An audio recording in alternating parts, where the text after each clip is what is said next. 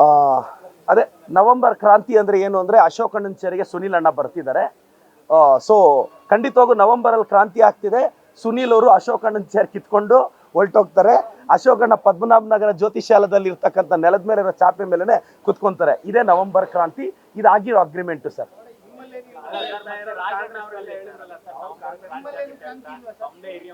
ಅಲ್ಲ, ಈಗ ಮೊನ್ನೆ ತಾರೆ ಲಾಸ್ಟ್ 3 ದಿನದಿಂದ ಅಕ್ಟೋಬರ್ ಕ್ರಾಂತಿ ಮುಗೀತು. ನನಗೇನೋ ಅನಿಸ್ತಿದೆ, ಅಶೋಕಣ್ಣ ಅಕ್ಟೋಬರ್ ಕ್ರಾಂತಿ ಅಂದರೆ ಮೋಸ್ಟ್ಲಿ ಈ ಅಕ್ಟೋಬರ್ ಕ್ರಾಂತಿ ಮೊನ್ನೆ 3 ದಿನದಿಂದ ಆಯ್ತಲ್ಲ, ಅದರಲ್ಲಿ ಅಶೋಕಣ್ಣನ ಷಡ್ಯಂತ್ರ ಇದೆ ಅನ್ಸುತ್ತೆ.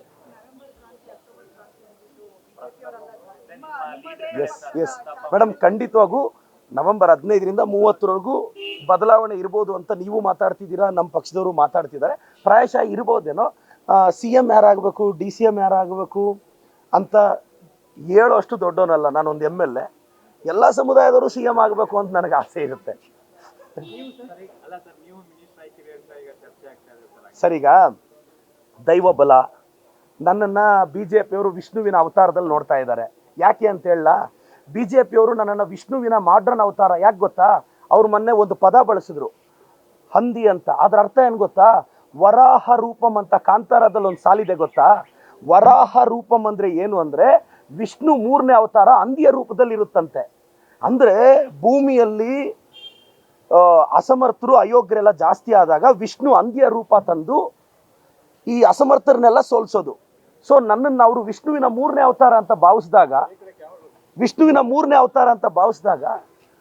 ರಾಜಭವನಕ್ಕೆ ಹೋಗೋದು ತಪ್ಪಿಲ್ಲ ಅಂತ. ವರಾಹ ರೂಪಂ ಅಂದರೆ ಅದೇ ಸರ್. ಅಲ್ಲ ಸರ್, ಆಸೆ ಯಾರಿಗಿರಲ್ಲ ಹೇಳಿ? ನಮ್ಮ ಸಿದ್ದರಾಮಯ್ಯ ಸಾಹೇಬರು, DK ಸಾಹೇಬರು, ನಾನು ಅವರ ಪ್ರೀತಿಯ ಪುತ್ರ. ಅವಕಾಶ ಕೊಟ್ಟರು ಕೊಡ್ಬೋದು, ಕೊಡದೇ ಇದ್ರು ರಾಜಭವನಕ್ಕೆ ನನ್ನ ಸ್ನೇಹಿತರ ಪ್ರಮಾಣ ವಚನ ನೋಡಕ್ಕಂತೂ ಹೋಗ್ತೀನಿ. ಸರ್, ನಾನು ಏನು ಹೇಳಿ, ನವೆಂಬರಲ್ಲಿ ಅಲ್ಲಲ್ಲ, some changes will be there ಅಂತ ಎಲ್ಲರೂ ಮಾತಾಡ್ತಿದ್ದಾರೆ. ನಮ್ಮ CM DCM ಎಲ್ಲರೂ ಹೇಳಿದಾರಲ್ಲ, ಚೇಂಜಸ್ ಇದೆ ಅಂತಾರೆ.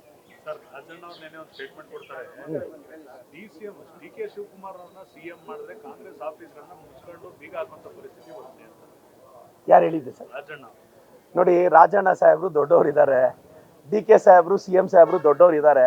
ನನ್ನ ಅರ್ಹತೆ ಏನಿದ್ರು KPCC ಆಫೀಸಲ್ಲಿ ಕಸ ಗುಡಿಸೋದಷ್ಟೇ. ನಾನು ಇನ್ನೂ CM DCM ಬಗ್ಗೆ ತೀರ್ಮಾನ ಮಾಡೋಷ್ಟು ದೊಡ್ಡವನಾಗಿಲ್ಲ ಸರ್.